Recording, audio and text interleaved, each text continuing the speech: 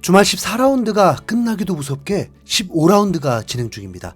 wolverhampton 경기와 아스날 경기가 있었고 이제 다음날엔 빅매치들이 기다리고 있습니다. 리버풀이 원정을 떠나서 리그 꼴찌팀 셰필드를 상대하고 제발 비기기라도 좀 해봐라 좀! 다음은 빅클럽 매치 맨유 대 첼시의 경기가 열리게 됩니다. 빅클럽이라고 하기엔 초라한 성적으로 첼시는 이례적으로 2년 연속 유럽 대항전 출전 불가의 길을 가고 있고, 맨유는 현재까진 첼시보다 높은 순위지만 더 추락할 기미가 보이고 있는 상황. 도저히 점수가 많이 나올 것 같지 않은 팀이다 보니까 맨유 홈경기인데도 첼시를 상대로 어떤 결과를 낼지 정말 예상조차 안 됩니다. 우선 첼시는 비밀병기 은쿠쿠가 출전할 확률이 높아서 전력이 더 강해지고 있는 것은 확실합니다. 그리고 또 하나의 빅매치는 아스톤빌라 대 맨시티 경기입니다.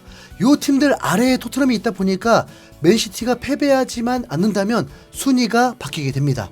그럼 맨시티가 승리하길 바라느냐? 그럴 리가요. 차라리 아스톤빌라가 승리하는 게 낫고, 더 좋은 건 두 팀이 비기는 것입니다. 맨시티는 토트넘과의 무승부로 인해서 데미지가 큰데도 인터뷰를 통해서 그래도 맨시티가 우승할 것 같다는 자신감을 가지고 있었습니다. 그런데 아스톤빌라에게도 타격을 받으면 그땐 분위기 확 달라질걸요.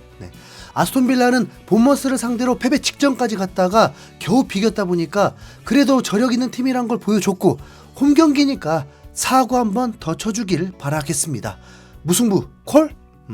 그리고 토트넘은 그 다음 날인 금요일 새벽에 웨스트햄과 경기를 하게 됩니다.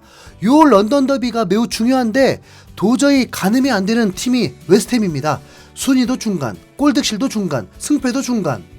첼시, 뉴캐슬을 상대로도 2골 이상을 넣고 리그컵에서는 아스날도 이겨버리기도 했는데 홈에서 에버턴에게 패배도 하고 크리스탈 팰리스에게 비기기도 했습니다. 그리고 상위권 팀들에게 패배할 때는 3골 이상 실점할 때가 꽤 있습니다. 리버풀, 맨시티, 특히 아스톤빌라에겐 4실점했습니다. 토트넘 홈경기만큼 아스톤빌라 때만큼의 기록은 나와줘야 되겠죠. 토트넘은 메디슨, 반더벤이 빠진 베스트 멤버로 출전이 가능합니다. 그렇다고 첼시전처럼 9명이 출전하는 게 아니라 다른 색깔의 선수들이 그 자리를 채우게 되는 겁니다. 벤 데이비스는 확실한데 메디슨 자리에 로셀소가 될지 클루셉스키가 될지는 아직 알 수 없습니다. 메디슨은 첼시전에서 발목 부상을 당하면서 당시에는 가벼운 부상일 줄 알았는데 며칠 뒤 발목 부상이 심각하다는 보도들이 나왔고, 디애슬레틱은 12월 말이나 1월에 복귀가 가능하다고 하면서 메디슨의 공백을 크게 우려했습니다. 하필 메디슨이 빠진 이후에 진짜로 2.5패를 해버렸고 경기당 1득점밖에 하지 못해버렸습니다. 하지만 아스톤빌라, 맨시티전을 통해서 메디슨이 빠진 공백을 어느 정도 메꿀 수 있다는 기대감이 생겼고, 12월 남은 6경기에서 상승세를 타면 돌아올 것으로 기대했는데 이마저도 어려워졌다는 소식이 전해졌습니다. 디애슬레틱에서 메디슨이 2월까지 연기되었고 회복까지 감안하면 자칫 3월에 출전 가능성이 높다고 한 것입니다. 그런데 이런 소식이 전해진 이유는 메디슨이 한 매체와의 인터뷰를 통해서 회복이 더뎌지고 있다고 하면서 답답해하는 심경을 토로했기 때문이었습니다. 본인의 부상은 최대 3개월을 넘은 적이 없었는데 이번 부상은 생각보다 길어지고 있다고 했습니다. 그런데 이건 의사의 소견도 아니었습니다.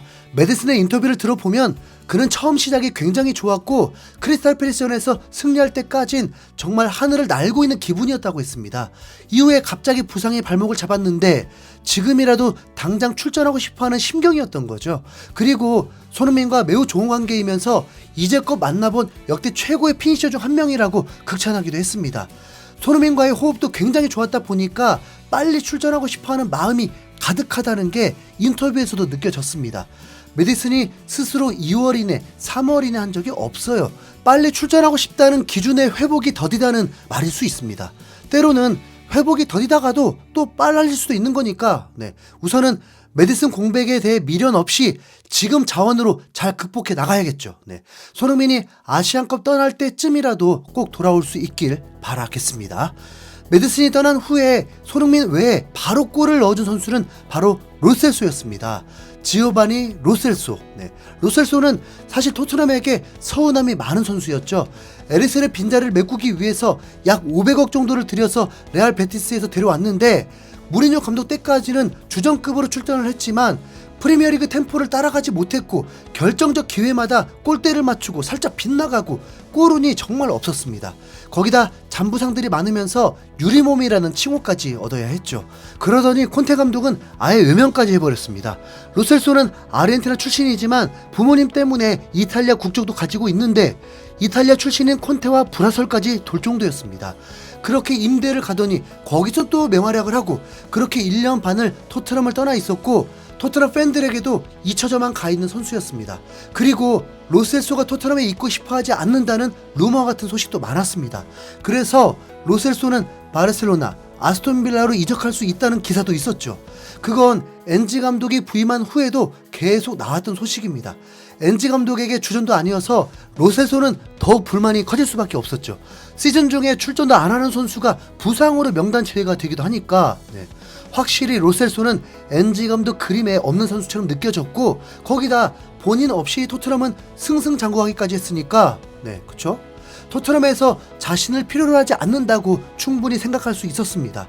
하지만 그래도 로셀소가 떠날 수 있는 선택은 1월이 되어야 할 수 있었는데 그 사이 로셀소는 아르헨티나 대표팀에는 꼭 뽑히고 있었다 보니까 토트넘은 아르헨티나 국가대표 선수도 후보로 둘 수 있는 스쿼드구나 싶었죠.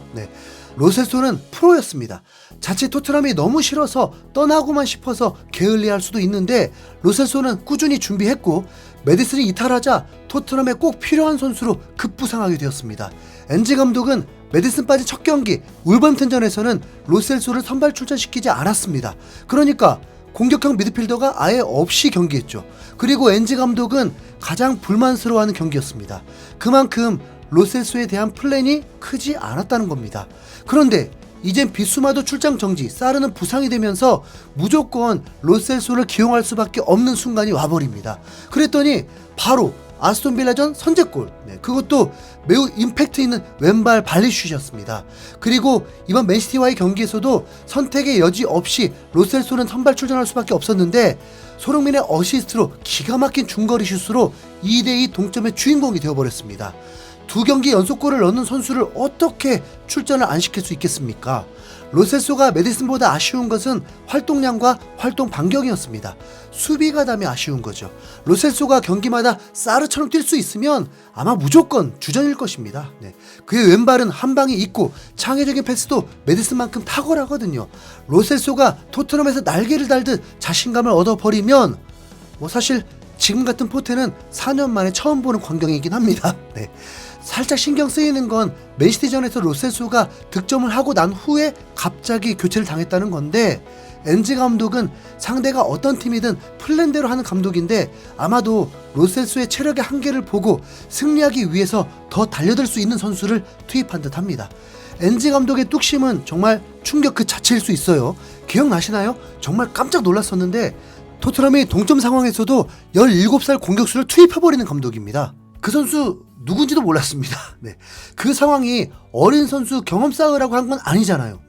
공격수랑 공격수는 다 투입시켜버리는 감독입니다. 상대가 맨시티였는데도 말이죠. 엔지 감독의 다음 선택은 알 수는 없습니다.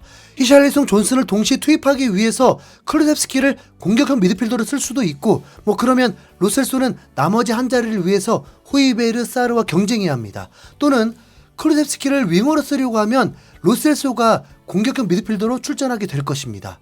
토트넘의 라인업을 보면요, 이제 거의 모든 선수가 공격수 같아 보입니다. 우도기가 골이 빨리 나와야 할 텐데요. 다음 시간에 웨스트햄 프리뷰로 찾아뵙겠습니다. 이상 흰수염고래였습니다. 감사합니다.